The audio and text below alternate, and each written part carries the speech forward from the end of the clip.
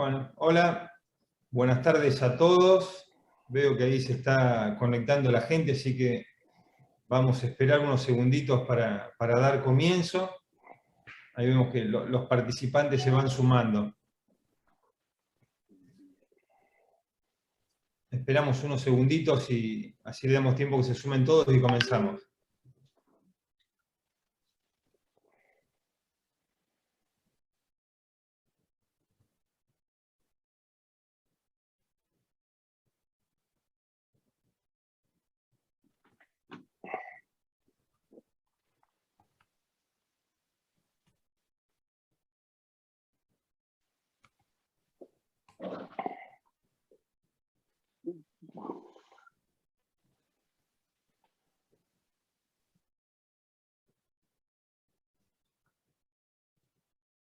Esperamos un minutito más.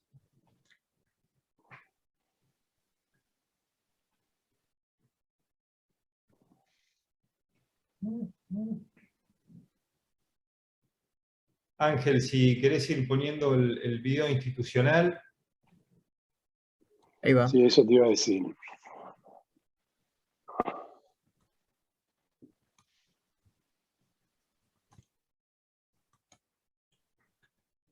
En Biosud estamos cumpliendo 30 años, pero preferimos celebrarlo diciendo que son 30 años cumpliendo.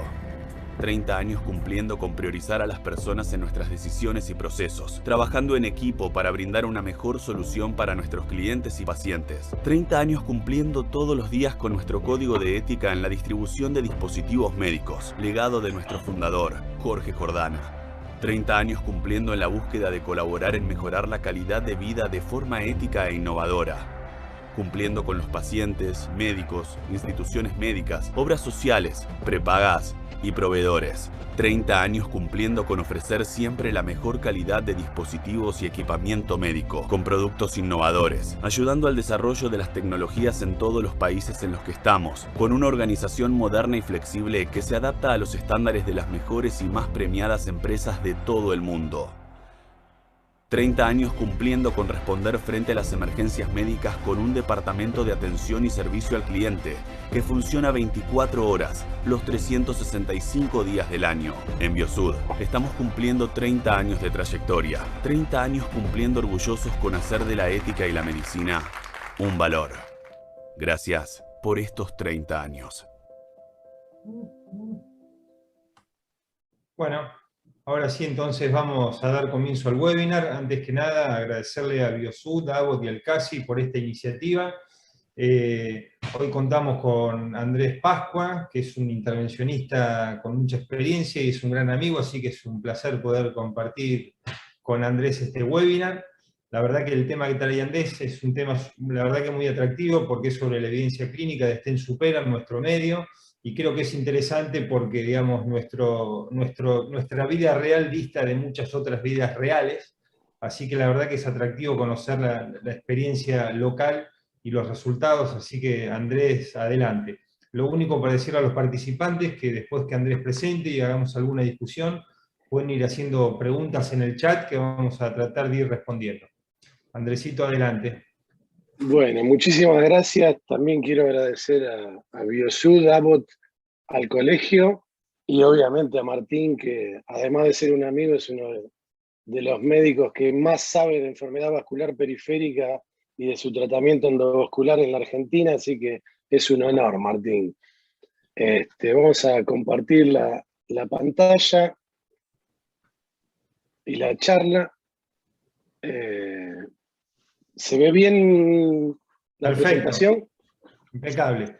Bueno, como decía Martín, un poco lo que voy a hablar es de lo que hicimos en nuestro servicio, que es analizar un poco nuestra realidad, y por eso el nombre de la charla, que es Evidencia Clínica en la Realidad Argentina del Uso del Stent Supera.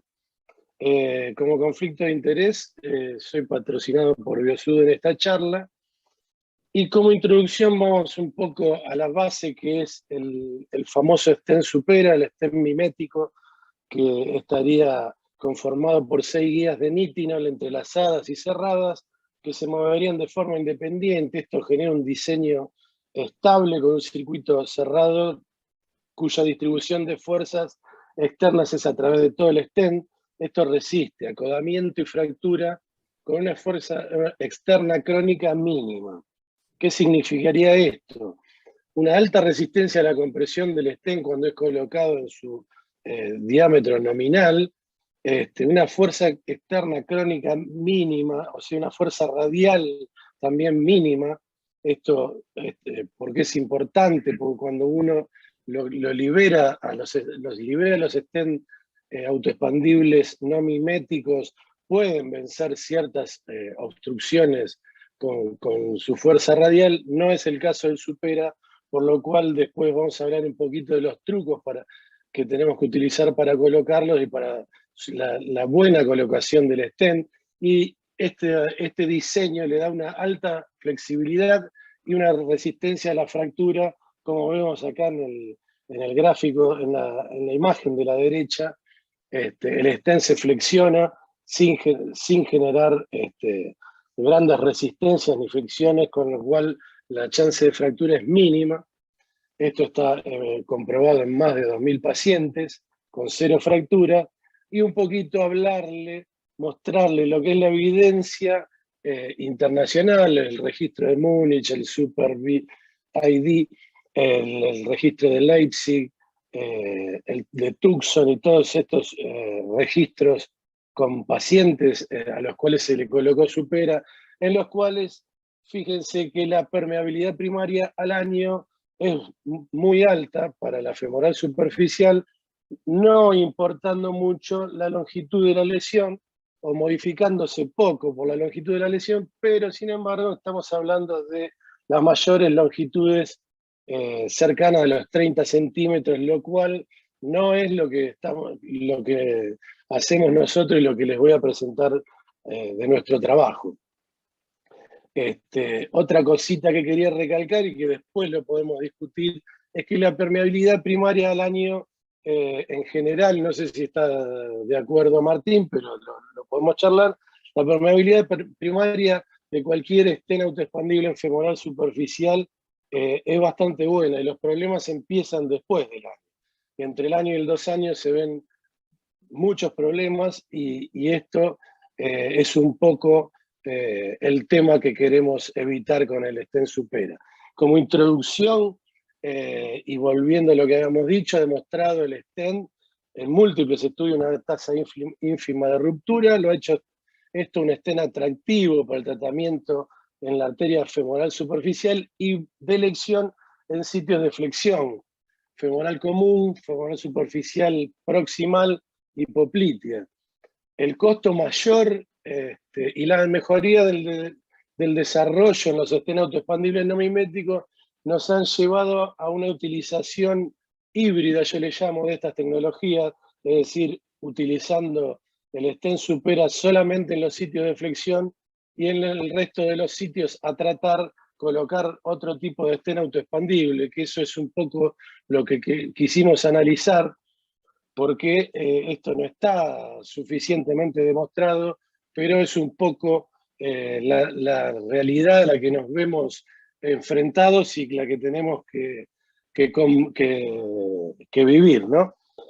Como les venía comentando, la autorización de estas tecnologías, al menos en el grupo de pacientes que tratamos nosotros y sus pagadores, fue solamente en los sitios de flexión, e inicialmente solamente en poplitea.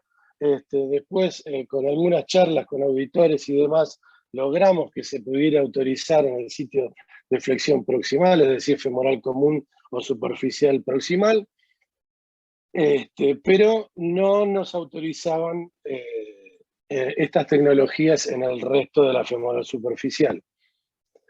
La afección de los segmentos de los sitios de flexión es más frecuente en las lesiones más complejas, en las TACS-D habitualmente, y habitualmente estamos tratando en pacientes con afección multinivel. La combinación, como les decía, del stent Supera en sitio de flexión y stent autoexpandibles, no miméticos, o balones liberadores de droga en el resto de los territorios no ha sido evaluada en estudios, por lo cual decidimos evaluar nuestros resultados utilizando esta combinación de tecnología. Bueno, nosotros comenzamos, como les decía, a utilizar el stent mimético en sitio de flexión combinado con autoexpandible y DEP, y tuvimos en un corto periodo de tiempo varios pacientes con eventos adversos. ¿Qué es lo que decían los intervencionistas jóvenes del servicio? Los supera, se tapan todo. Esa fue la vox populi de nuestro servicio. Por lo tanto, en ese momento decidimos evaluar nuestros resultados en el uso y definir si la forma de utilizar lo que estábamos realizando era adecuado. Por eso analizamos nuestros resultados y surgió este trabajo que fue presentado en el Solasi. El Solasi fue virtual, pasó sin pena ni gloria, pero un poco el título era lo que les quería, ¿por qué stent vasculomimético soluciona pesadilla? ¿Por qué le pusimos así? Justamente por esto, por la sucesión de eventos adversos que tuvimos todos en poco tiempo, lo cual llevó a decir que los supera se tapaban. Entonces fuimos a analizar todos los pacientes. Lo que hicimos fue un estudio retrospectivo, cuyo objetivo fue evaluar la permeabilidad primaria y secundaria a mediano plazo del stent supera para el tratamiento de la enfermedad aterosclerótica de miembros inferiores. Como definiciones, permeabilidad primaria es la permeabilidad primaria la permeabilidad del stent sin necesidad de reintervención, y la secundaria con cualquier actuación realizada para mantener la permeabilidad de la circulación arterial del miembro. Las localizaciones más desafiantes para el tratamiento de los miembros inferiores siempre fueron la femoral superficial y los sitios de flexión. El uso de stent autoexpandibles de nitinol en arteria femoral común, superficial y popliteo siempre se vio influenciado por conceptos de deformación del stent, oclusión, fractura y mayor tasa de restenosis debido a los cambios conformacionales de la flexión dinámica de la rodilla y la cadera. Y el stent supera tiene un diseño, como les contaba previamente, vasculomimético único, que tiene una flexibilidad axial y longitudinal, lo cual aumenta la resistencia a la fractura y pareciera ser el stent adecuado para un tratamiento en sitio de flexión. La pregunta era, ¿qué sucede cuando se combina con otras tecnologías, como en este trabajo que estoy analizando? Se analizaron los pacientes a los que se realizaron angioplastia periférica con colocación de stent supera entre junio del 2015 y diciembre del 2017, y analizamos 35 pacientes a los cuales se le colocaron 43 stent supera.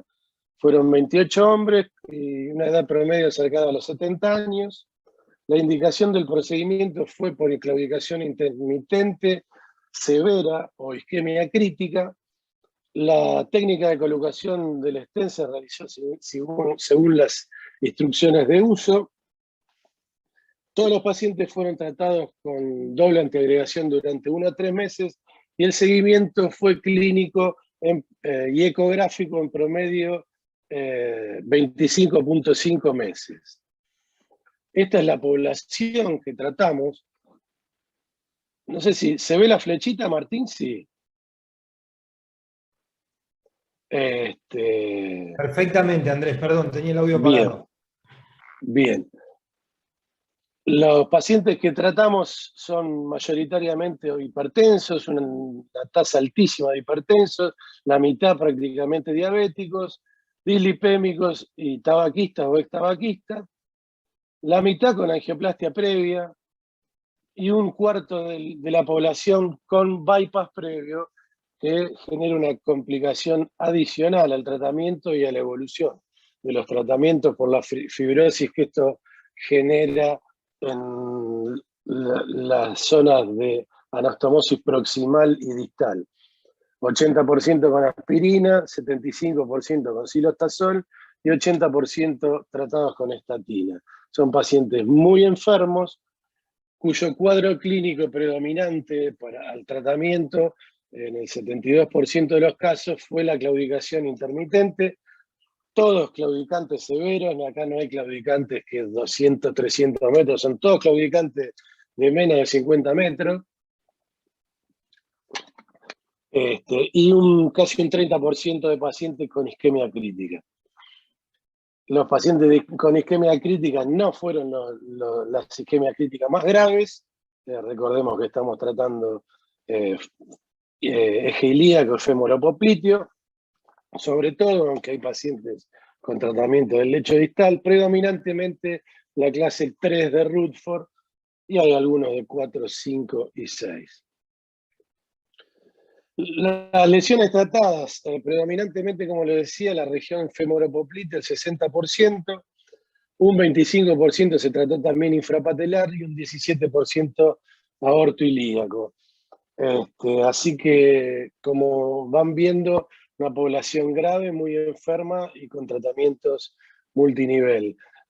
Cuando se trató la zona o región aorto ilíaca, alto porcentaje de lesiones TASD, más del 50%, prácticamente 60-70% de TASD en femoropopliteo, y las lesiones a nivel infrapatelar fueron de menor complejidad. Es lógico porque estamos haciendo un tratamiento combinado y realmente ponerse a tratar una TASD infrapatelar después del trabajo de hacer una lesión femoropoplitea larga, sería muchísimo contraste, aumentar el riesgo, riesgo de complicaciones altísimo.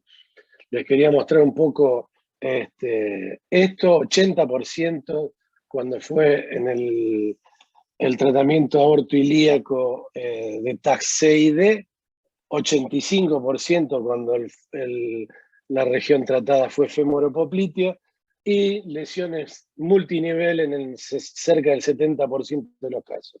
Realmente casos muy complejos que evidentemente hasta la llegada del Supera no tratábamos, y que tratamos de no tratar, pero bueno, eran pacientes que tampoco eran operados porque los lechos distales eran muy malos, porque eran bypass muy largos, porque esto por el otro, no habían sido tratados y no los querían tratar. En cuanto al procedimiento, el acceso único se dio en el 83% de los casos. Eso llama un poco la atención con casos tan complejos que tengamos tan alto porcentaje de acceso único. Me llamó la atención hasta a mí, pero bueno, la primera etapa que es esta, desde el 2015 sobre todo al 2016, hacíamos pocos accesos dobles y nos complejizábamos mucho en el acceso anterógrado, estando horas y horas para intentar recanalizar, y evidentemente lo lográbamos en muchos casos, por ejemplo en estos, ¿no? Cuando el acceso fue femoral contralateral en el 37% de los casos y femoral homolateral en el 35%. Después tenemos los accesos distales, popliteo 13%, infrapatelar 5% y humeral 10%. Acá están todos los stents, los materiales utilizados, fíjense que son una cantidad importante. 43 stents Supera, que se colocaron 32 en poplitea, 9 en femoral común, 3 en femoral superficial. Estos 12 estarían en el sitio de flexión proximal. 43 stents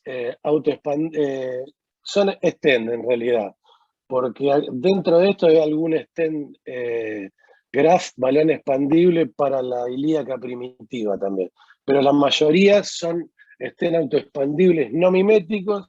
Fíjense, 90 stents total, un promedio de stent por paciente de 2.6, pero le agregamos 35 balones liberadores de droga, es decir, en promedio un balón liberador de droga también por paciente.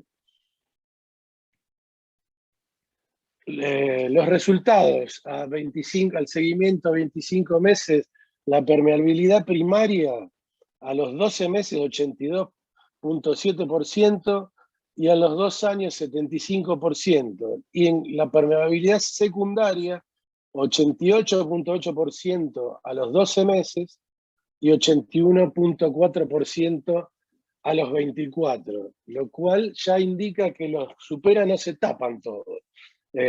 Pero sí, como ven acá, que es lo que le quería mostrar, tuvimos varios cercanos, estos son todos los eventos adversos, son los 6 pacientes que tuvieron eventos adversos, algunos como a menos de 24 horas fue una oclusión aguda, un paciente con un lecho distal muy pero muy malo y con un eje ilíaco muy malo que no tratamos, no lesión severa pero con lesiones limítrofes, y tuvimos un paciente que tuvo un evento al mes, a los 6 meses y a los 5 meses. Esto es lo que generó un poco el dicho de que los stents supera se tapan todo. No es así. Fíjense la longitud de stents. Acá les puse, la mayoría son tratamientos híbridos, de los que se taparon. Hay 2 que no fueron, que fueron 2 supera solamente. El primero de ellos, que fue en femoral común hipopitia, que es el único que no se pudo repermeabilizar. Ese se ocluyó a los 23 meses y nunca pudimos lograr repermeabilizarlo. La paciente, pues una mujer clínicamente no evolucionó muy mal, claudicación severa, no quiso volver a intervenir, la seguimos, no tuvo amputación, no tuvo otros eventos, camina poquito, pero sigue bien. En cuanto a estos 2 pacientes, el 2 y el 5 tuvieron un nuevo evento después de la repermeabilización, con un tiempo al evento a los 10 meses y a los 6 meses, y siguen con permeabilidad, así que en definitiva prácticamente todos los pacientes que son bastante complejos, como verás Martín y todo el público, tienen una evolución buena, demasiado buena para lo que yo pensaba, sobre todo por estos primeros eventos adversos precoces. Y como conclusiones, en nuestro estudio se muestra que al stent supera como una opción válida en el tratamiento de la enfermedad vascular periférico, utilizándolo como herramienta en los sitios de afección. La realidad es que nuestra población es del mundo real y con anatomías realmente desafiantes, de enfermedad multinivel, lesiones más largas que las que se publican en los estudios de extranjeros o randomizados. Mayoritariamente son oclusiones totales largas, con una alta prevalencia de lesiones TAC-D. La permeabilidad primaria y secundaria ha sido muy buena a 2 años. Hemos tenido alguna tasa de reintervención, ha sido exitosa, salvo en uno de los casos, y un poco nos ha mostrado el camino acerca de cómo podríamos intentar que los resultados sean mejores. Yo quería concluir un poco que hubo algunas cositas que vimos que nos generaron, que tuvieron más los pacientes con eventos, como fue la presencia de bypass previo, la presencia de enfermedades de múltiples regiones. Esos pacientes tuvieron una mayor tasa de reoclusión, y también los pacientes fueron más jóvenes, no sabemos bien por qué. También hubo 2 pacientes que tuvieron trombosis y fueron casos de difícil explicación, uno no, pero el otro sí, y bueno, y después resistieron a la etapa COVID, en la cual vimos muchos pacientes con stent autoexpandibles que habíamos puesto que tuvieron oclusiones. Creo que como segunda parte de las conclusiones, como les decía, los pacientes con bypass previo, tratamiento multinivel y procedimientos híbridos, es decir, mezclar tecnologías, y la hipótesis que les decía para mejorar nuestros resultados guiados por este análisis sería la de ser más agresivo en la preparación de la placa en los pacientes con bypass previo. Los pacientes con bypass previo tienen en las zonas de anastomosis fibrosis que son muy duras, con mucho recoil elástico, y que en algún caso, como el primero de los casos que no pudimos repermeabilizar, yo creo que lo que hemos inflado el balón a un valor nominal quedó sin cintura, pero el recoil nos hizo que cuando colocamos el supera, se elongó un poco y ahí tuvimos el problema, y trataremos de intentar disminuir el porcentaje de procedimientos híbridos, es decir, tratar de utilizar todo supera si podemos. Obviamente dependemos de que los costos sean accesibles para las prepagas y obras sociales, ¿no? Creo que acá terminamos, Martín, y podemos iniciar la discusión. Bueno, Andrés, antes que nada, felicitarte por el trabajo que hiciste, por la recopilación de todos los datos. Creo que es importante siempre hablar con datos y no con sensaciones, así que te felicito por el laburo.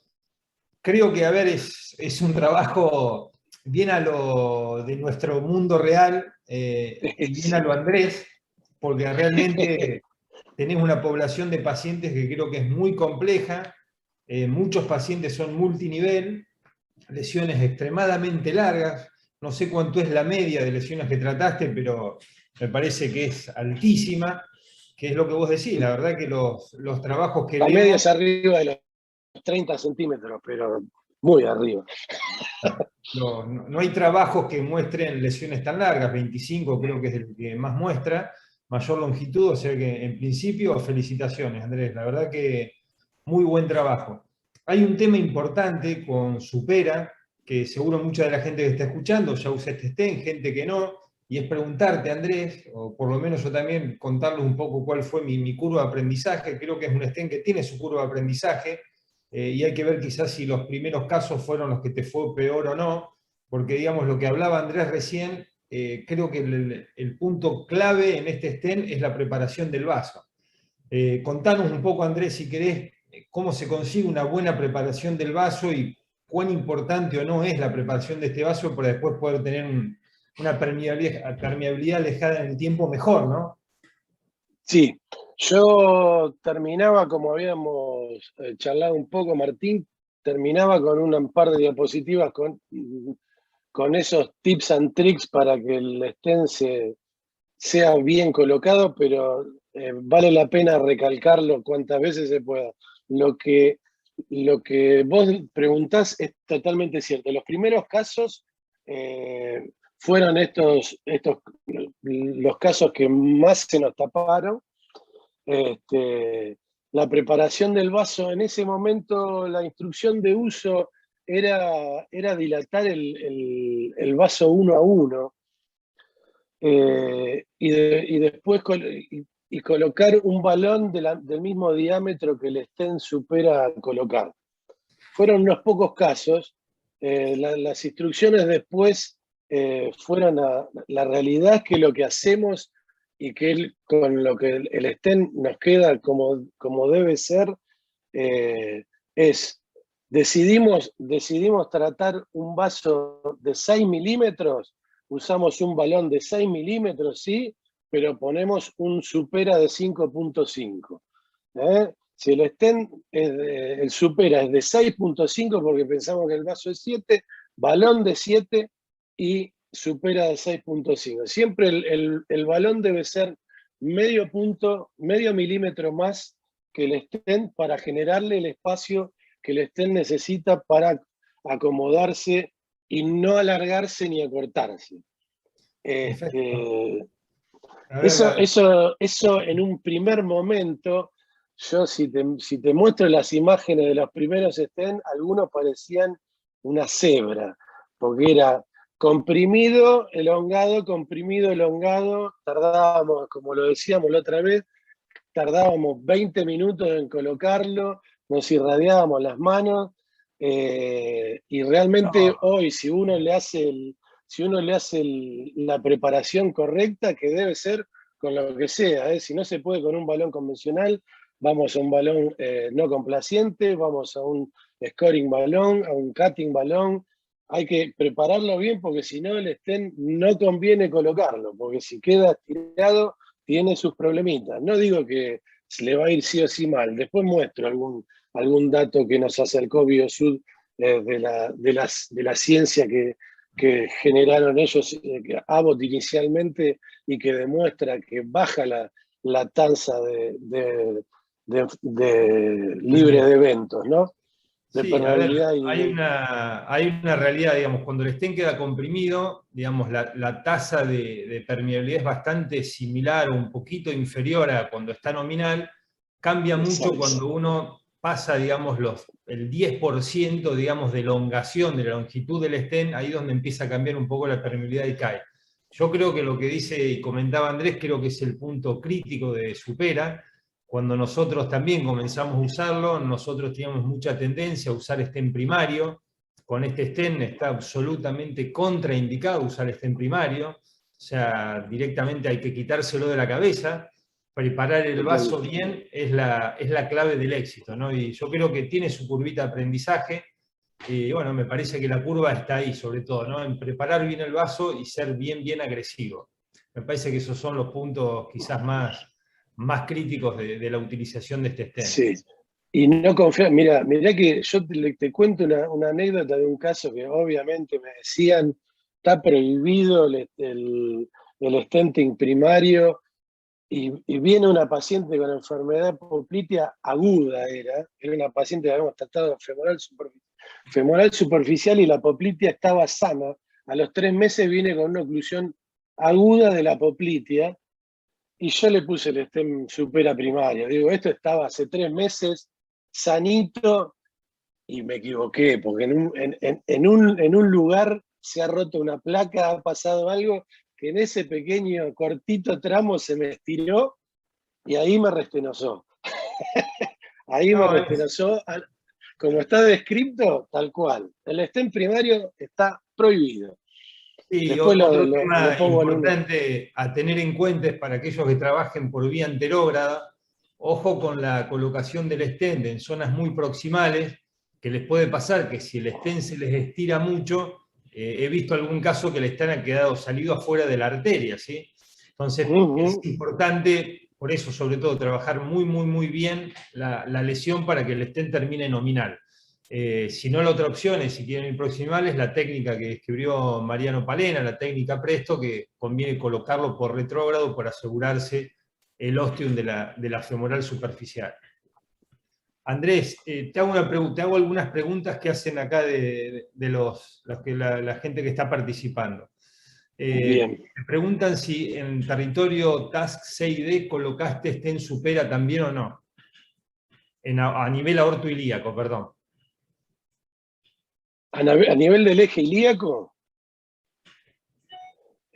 Algunos en ilíaca externa, hasta ilíaca externa, más no. Yo la realidad, la forma que tenemos en eje ilíaco, yo coloco stent graft en la primitiva, y después en la externa coloco autoexpandibles, que nos va bien realmente. Pero bueno, en la zona distal de la ilíaca externa sí tenemos colocado algunos. Bien. Pero que vienen de común, ¿no? Hay otra pregunta acá, dicen si hay evidencia científica comparando balón con droga y Supera en zonas de flexión.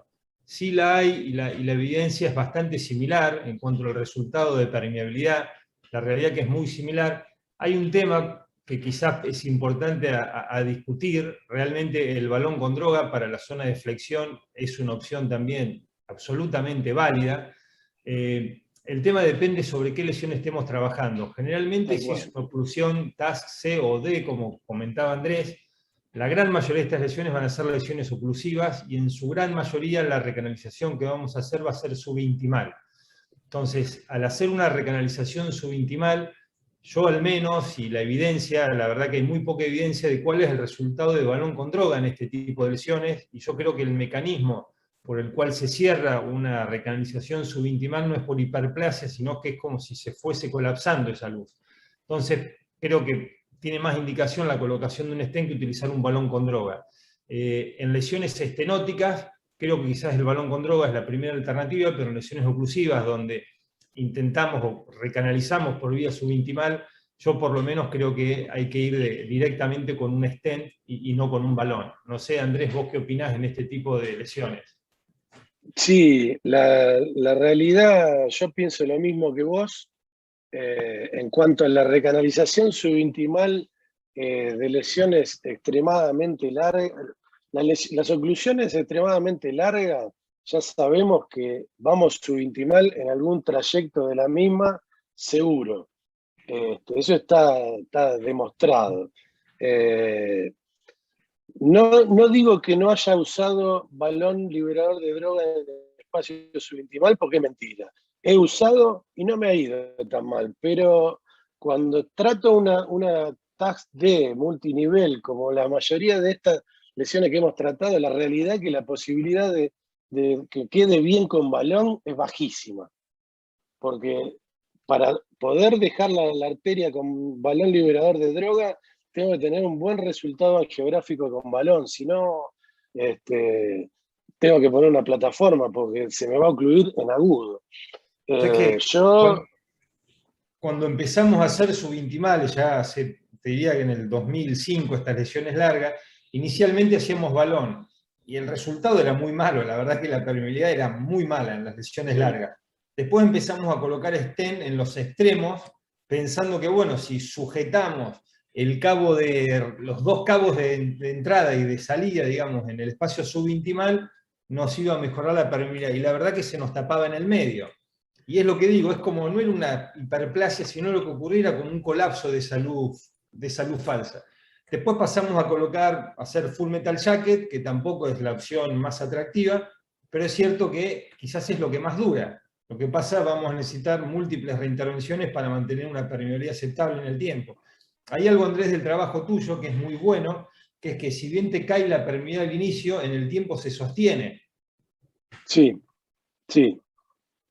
Eso es verdad, y es un poco lo que más sorprendió, así que, y lo que más nos alentó a que a seguir tratando a estos pacientes, porque realmente cuando tuvimos esos eventos adversos dijimos, y esto estaremos haciendo bien, porque son casos que demandan mucho material, mucho tiempo, mucha irradiación y mucho gasto, y si no nos duran, no sé si es lo correcto. Lo que sí les cuento que los pacientes no eran, como les decía, no era un claudicador de 200 metros, eran claudicaciones bien severas y isquemias críticas. Esto lo charlamos desde hace varios años, creo que desde que nos conocimos con Martín. Él me lleva por el lado, en isquemia crítica vale todo, estoy de acuerdo. Esa es una frase de Ravelino. Estoy totalmente de acuerdo. Y en claudicación muy severa, yo creo que no queda, si el paciente lo exige, no queda otro que intentarlo. Podemos ir a un mal mayor y puede ser, hay algunos que hablan que transformar un claudicante en un isquémico crítico. En este grupo de pacientes, que es de lo peor que tratamos nosotros, no ha ocurrido. El paciente que está tapado está con su pierna, obviamente claudica. Yo con respecto al tratamiento del claudicante soy bastante crítico de las guías y le hago bastante poco caso en realidad.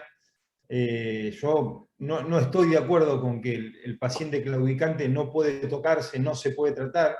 Me parece que no corresponde, creo que el paciente, digamos, forma parte de su enfermedad y quien define finalmente es el paciente, y uno tiene la obligación de brindarle toda la información y las potenciales complicaciones, pero creo que el claudicante es un paciente que a mi criterio si el paciente no responde al tratamiento médico convencional, hay que ofrecerle una opción y creo que el tratamiento endovascular es la alternativa. Algo importante que mostrás, Andrés, es, que es lo que digo yo siempre, o sea, que es conocer los resultados de lo que uno hace. Es cierto que el paciente claudicante, digamos, tiene una tasa de amputación a lo largo de su vida, si controla sus factores de riesgo, menor del 3%. Y si nosotros con el procedimiento que hacemos tenemos una tasa de amputación del 5%, no le estamos ofreciendo, digamos, una opción válida al paciente. Por eso creo que es importante que uno conozca sus propios resultados para saber qué le puede ofrecer al paciente. Pero yo la verdad, los pacientes claudicantes los trato. Y independientemente de la longitud, ¿qué quiero decir con esto? Hay pacientes que caminando 100 metros para hacer su vida cotidiana les es suficiente y no es una limitación, y hay pacientes que son jóvenes y 300 metros les genera una limitación enorme. Entonces, no, sí, totalmente de acuerdo. Exacto. Yo a lo que me refería por ahí, Martín, que estos pacientes son tan complejas la resolución que uno lo piensa un poco más. No es lo mismo, si es una femoral superficial, por más que tenga más de 30 centímetros y tiene buen lecho distal a nivel de poplitea, claudica a 100 metros, a 200, le altera su calidad de vida, yo también lo trato, ¿no? Estoy de acuerdo con vos. En las lesiones tan largas, digamos, uno, digamos, lo que tiene que tratar de buscar o prestar mucha atención es, a ver, si uno trata un claudicante con una lesión muy extensa, y asumiendo el riesgo que puede correr, hay algo que es importante, que digamos, hoy por hoy, digamos, la tasa de éxito técnico casi está en un 100%, digamos. Hoy uno utilizando abordajes retrógrados o dispositivos de reentrada, es muy difícil que uno no pueda recanalizar una región femoropoplitea, ¿sí? Hablo de alguien que tiene experiencia, que trabaja hace tiempo, la realidad es que hoy la tasa de éxito es muy, muy alta. Y por otro lado, si uno toma algunos recaudos de decir, bueno, hasta acá llego y hasta acá no, creo que, digamos, esa potencial complicación que pueda llevar al paciente a una amputación incluso aguda o a empeorarle el cuadro clínico, realmente es muy baja hoy en día. Que eso ha cambiado en el tiempo, por eso creo que es una terapia que uno la puede ofrecer con bastante libertad. Pero es importante conocer cómo le va, porque si nos va peor que la propia evolución de la enfermedad, y la verdad que la terapia que le estamos ofreciendo no es la mejor alternativa, ¿no? Acá veo una pregunta de un médico conocido mío, el doctor Giachelo, creo que te lo hace a vos, porque trabaja conmigo, así que si tiene lugar el stent supera para tratar un bypass. Para tratar supongo que un bypass venoso, ¿no? Porque la prótesis no. ¿Un full metal jacket del puente o para tratar una anastomosis? Supongo que ambas. A ver, yo creo que para hacer un full metal jacket no lo haría con supera. Me parece que es bastante difícil, como decía hoy Andrés, predecir cuánta compliance, digamos, va a tener esa vena. La prótesis no va a tener compliance, y si hay algún lado donde está colapsada, lo que uno vamos a conseguir es que el stent, digamos, se elongue. Así que no lo utilizaría para tratar un puente para hacer un full metal jacket. Y para tratar una lesión de una anastomosis, si estoy seguro que hice una muy buena preparación de la lesión, y muchas veces para este tipo de lesiones hacen falta un cutting balloon, porque la verdad que son lesiones sumamente duras y fibrosas, que si no conseguimos abrirlo realmente bien, no vamos a conseguir un buen resultado. Quizás no sería la opción más viable. Si logro abrir bien esa lesión, creo que es una alternativa absolutamente válida, ¿no? De acuerdo. Acá la tenemos a Ana, que dice que coincide con nosotros con el tema de los claudicantes. Y la otra cosa que te preguntan, Andrés, es en los pacientes con enfermedad multinivel, si el territorio below the knee lo trataste antes o después de implantar el supera. Después, o sea, digamos, reconstruiste todo el eje femoropoplitea. Reconstruir, exacto. Sí, después. Bien, yo también hago lo mismo. Porque además en ninguno de los casos que tratamos below the knee lo tratamos desde una punción distal. De vuelta, perdón, que en lesiones below the knee. ninguno de los casos en los cuales en este grupo de pacientes que traté below the knee, no los traté desde una punción distal, lo traté desde anterógrado. Entonces resolví los femoropopliteos y después le hicimos un lecho distal, que bueno, eso también genera que disminuya la sobrevida libre de evento, ¿no? Porque tratar el lecho distal no tiene la misma tasa de restenosis que tiene el eje femoropopliteo.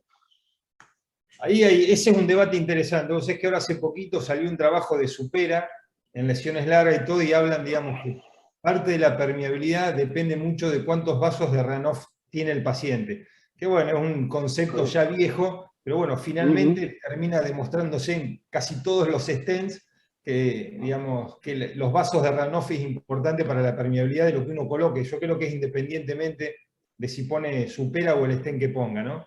Pero bueno, ahí es un punto que es importante. O sea, si mejoramos los vasos de Ranoff, nos aseguramos que nos vaya mejor, pero también le estamos agregando un riesgo de que si nos va mal, ahí sí podamos a un paciente, quizás un claudicante, pasarlo a un isquemia transformarlo. Sí, yo en general no trato below the knee, salvo una situación puntual que ahora les comento, si el paciente no tiene isquemia crítica. El único caso donde sí trato un paciente quizás sin below the knee es un paciente sin tibial anterior con una lesión en el tronco tibio peroneo, claro, que pasa a convertirse en una poplitea para ese paciente en realidad. Es el único vaso permeable. Exacto, es el único caso donde realmente sí voy a ser agresivo en tratar una lesión del tronco tibio peroneo, pero nunca voy a tratar lesiones, o generalmente no trato lesiones infrapatelares si el paciente no tiene isquemia crítica. Estamos de acuerdo. Estos pacientes que tratamos fueron todos por isquemia crítica, no fue para darle Ranoff, nada más. Nosotros si tiene una peronea permeable y es claudicante, hicimos todo este zafarrancho de stent, lo dejamos así. En general no hemos tenido problemas por dejar un solo vaso permeable y la claudicación mejora. No, yo creo que hay que ser precavido. Me acuerdo hace 3 años atrás en un link que estaba Ferraresi, había muy poquita gente, y mostró un caso de un árbitro de la liga italiana que le hizo una angioplastía a un vaso, le quedó bien y dice, bueno, tenía una lesión trófica muy chiquita. Bueno, sigo con todo. Le hizo los 3 vasos, del arco, el pie, se le trombosó todo y el tipo terminó amputado. Me acuerdo siempre del caso ese que mostró. A ver, ¿qué quiero decir? Que en la mayoría de las veces nos va bien, y la verdad que la tasa de complicaciones es realmente baja, pero bueno, las complicaciones existen y creo que tampoco hay que hacer de más, ¿no? No, y hay que hacer, si tenemos complicaciones, que sea por necesidad clínica del paciente. En isquemia crítica, como decís vos, vale todo. Andrés, hay algo que es importante, digamos, cuando apareció Supera en escena, acá en nuestro medio, la verdad que algo que vos comentabas hoy, los auditores eran bastante reacios al autorizar este insumo por el costo, y la verdad que teníamos serias dificultades, y hoy por hoy, digamos, es una práctica que en los territorios que vos mencionás, en realidad es bastante aceptada por la gran mayoría. ¿Tenés la misma experiencia? Sí, la misma experiencia. Realmente hoy no es tan problemático como al principio. Como te decía al principio, me acuerdo en el primer Supera que puse en femoral, origen de femoral superficial y común, rechazado, no lo autorizamos, ya lo había puesto obviamente, no, porque está diseñado para poplitea.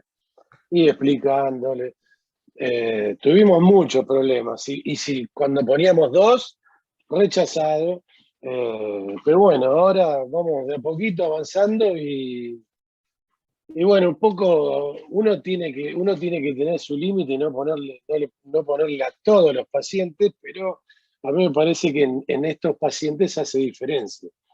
Sin duda. Acá hay una pregunta que nos hacían sobre el balón con droga y Supera, que es un trabajo que recuerdo, que hay un estudio en el cual hicieron un comparativo supera versus supera y balón con droga. Y la verdad que no tuvo evidencia estadísticamente significativa que el balón con droga más supera fuera superior a supera solo.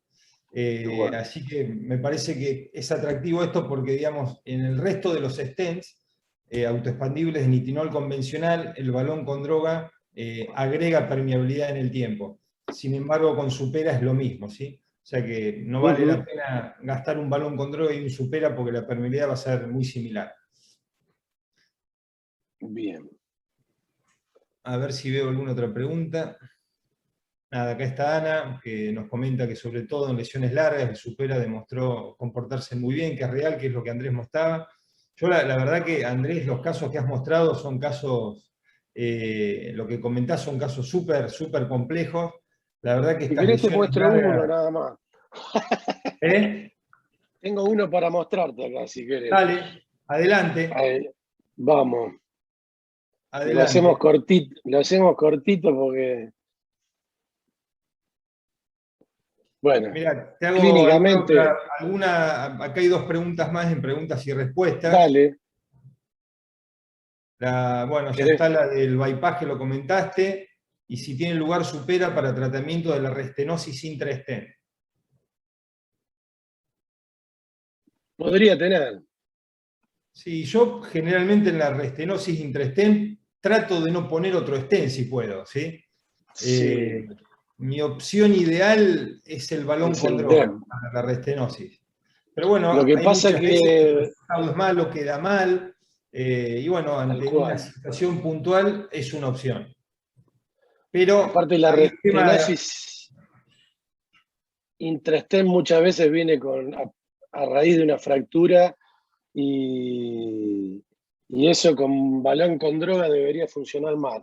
No sé qué pensás vos, Martín. no, si hay fractura del stent, sin duda que hay que hacer un relining y colocar un stent adentro, de eso no hay ninguna duda.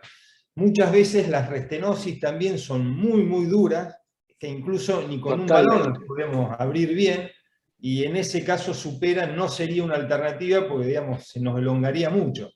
Pero a ver, si nos quedó una buena preparación del vaso y hay una fractura del stent, yo creo que la mejor alternativa es, sin lugar a duda, supera, ¿no? Pero Sí. como tratamiento inicial. Creo que en la restenosis el balón con droga es la mejor opción.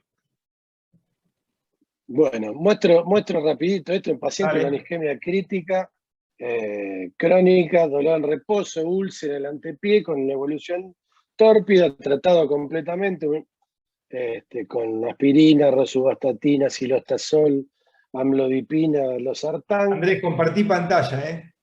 Ah, ¿no estoy compartiendo? No. Perfecto. Espera un segundito.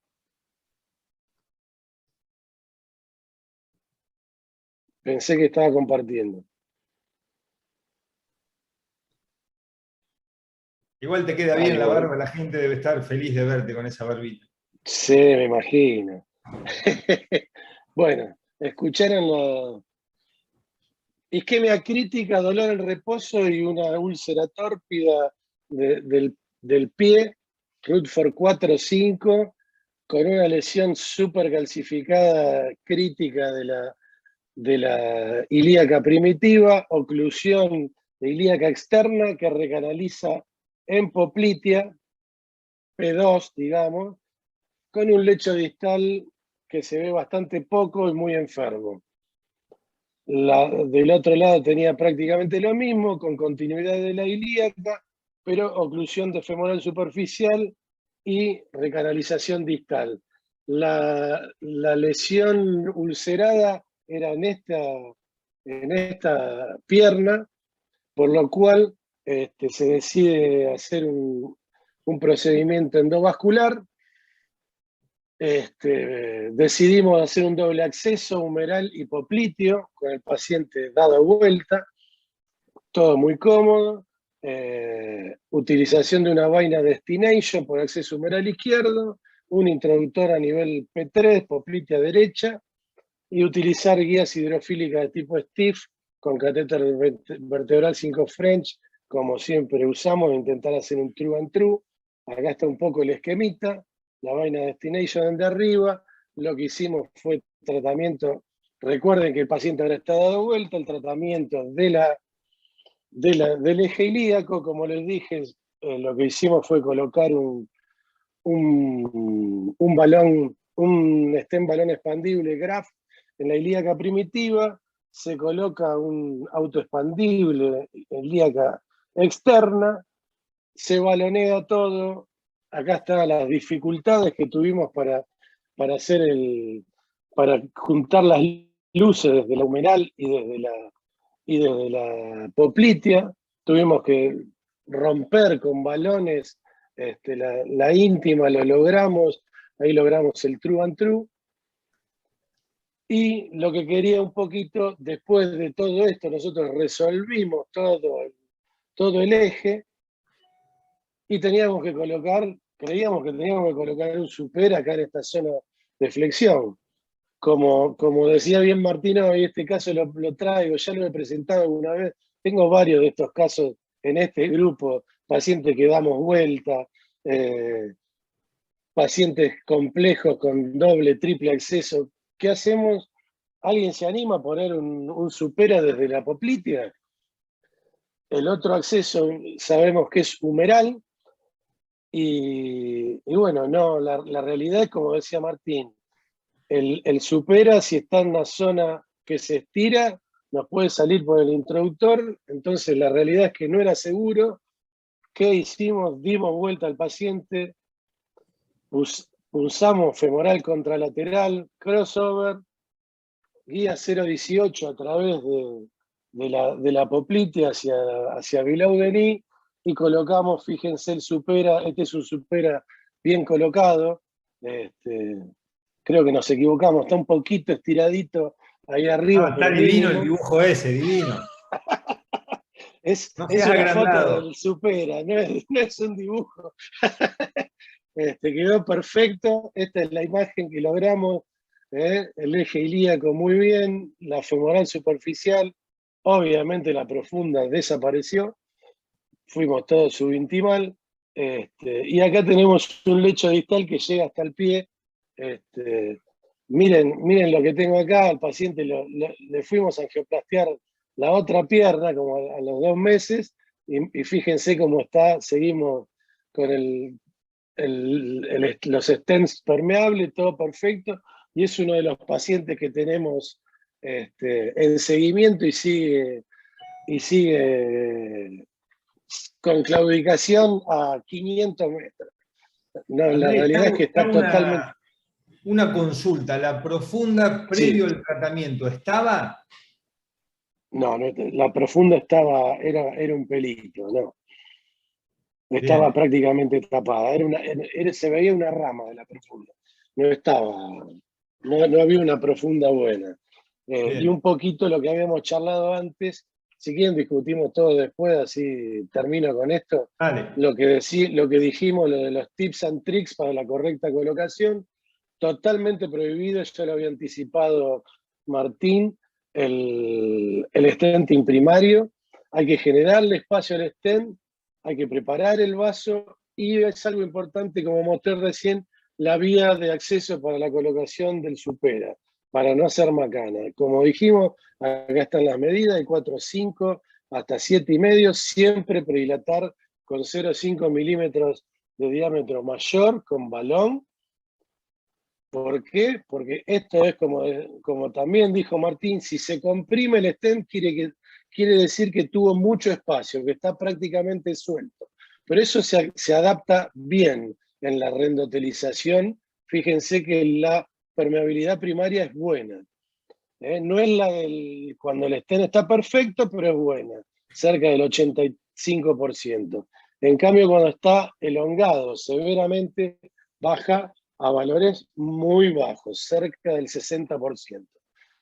¿Cómo se prepara el vaso? Nosotros lo preparamos prácticamente siempre con balón convencional. A veces, cuando hay una lesión que no cede, balón no complaciente, podemos usar scoring balloon o cutting balloon. Cutting balloon usamos bastante.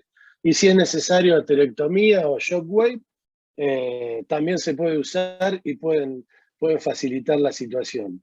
En cuanto a la vía de acceso Cuando lo colocamos en poplitea, vamos por vía anterógrada, puede ser crossover o anterógrada, no hay problema, pero anterógrada. Sobre cuerda 0.18, y la Presto Technique, que también dijo Martín, que el creador es Mariano Palena, es para colocarlo con precisión, ajustado al origen de la arteria femoral superficial. Eso se haría o desde poplitea o desde punciones distales. Eso es para evitar que cuando en una punción anterógrada nos vamos y se nos alarga el stent, se pueda meter adentro del introductor, podamos no terminar de liberarlo y tengamos una precisión total para colocarlo en el origen, que eso se logra solamente con la porción desde distal, abriéndolo desde distal a proximal. Bueno, yo en diapositiva no tengo más, creo que con el tiempo llegamos más que justo. Estamos más que justitos. Bueno, sí. Andrés, a ver, déjame ver si reviso si hay alguna pregunta dando vueltas. No, creo que las hemos contestado todas. Sí. Bueno, el caso, como siempre, un caso súper desafiante, súper atractivo, es para hablar muchísimo. La verdad que, a ver, una única cuestión que veía que quizás yo por lo menos trato de cuidarme mucho, pero si me decís que ya no había profunda, da lo mismo, es de nunca tratar digamos, de reconectar en la común, porque justamente, digamos, corremos el riesgo de perder la profunda, que es el vaso, digamos, de la extremidad que más tenemos que cuidar, porque es el vaso que cuando se tape todo esto, que en algún día, en algún momento, desgraciadamente, se va a tapar, el paciente va a vivir de esa profunda, ¿no? Entonces, es un vaso, digamos, al cual debemos cuidar muchísimo siempre. Entonces, cuando hacemos las recanalizaciones de la femoral superficial hay que tratar siempre de conectar dentro de la femoral superficial para no afectar la profunda, ¿no? Pero si me decís que ya estaba tapada y no tenía, es lo mismo, no cambia. Es que, sí, aparte fuimos subintimal desde la oclusión de la ilíaca externa, la verdad que lo que se veía era una rama y se fue. Bueno, yo, Andrés, nada, felicitarte otra vez por el trabajo. La verdad que es súper interesante verle estos resultados, mostrar esto, porque la verdad que son números que la verdad que no, en lo que leemos no están. O sea, pero bueno, esta es la vida real de lo que hacemos habitualmente, así que la verdad que los resultados son muy buenos. Y bueno, otra vez agradecerle a Biosud, a Abbott y al CASI por el espacio. Así que bueno, nada, los despedimos, gracias por la participación. Agradecer a todos los participantes, agradecer Biosud, Abbott, CASI y Martín por acompañarme. La verdad que es un honor. Lo mismo digo, bueno. Espero que lo hayan aprovechado. Y nos vemos la próxima. Bueno, muchas gracias. Chao, Andrés. Chao, hasta luego, Martín. Chao, chao. Adiós a todos. En Biosud estamos cumpliendo 30 años, pero preferimos celebrarlo diciendo que son 30 años cumpliendo. 30 años cumpliendo con priorizar a las personas en nuestras decisiones y procesos, trabajando en equipo para brindar una mejor solución para nuestros clientes y pacientes. 30 años cumpliendo todos los días con nuestro código de ética en la distribución de dispositivos médicos, legado de nuestro fundador, Jorge Jordana. 30 años cumpliendo en la búsqueda de colaborar en mejorar la calidad de vida de forma ética e innovadora. Cumpliendo con los pacientes, médicos, instituciones médicas, obras sociales, prepagas y proveedores. 30 años cumpliendo con ofrecer siempre la mejor calidad de dispositivos y equipamiento médico, con productos innovadores, ayudando al desarrollo de las tecnologías en todos los países en los que estamos, con una organización moderna y flexible que se adapta a los estándares de las mejores y más premiadas empresas de todo el mundo. 30 años cumpliendo con responder frente a las emergencias médicas con un departamento de atención y servicio al cliente que funciona 24 horas, los 365 días del año. En Biosud estamos cumpliendo 30 años de trayectoria, 30 años cumpliendo orgullosos con hacer de la ética y la medicina un valor. Gracias por estos 30 años.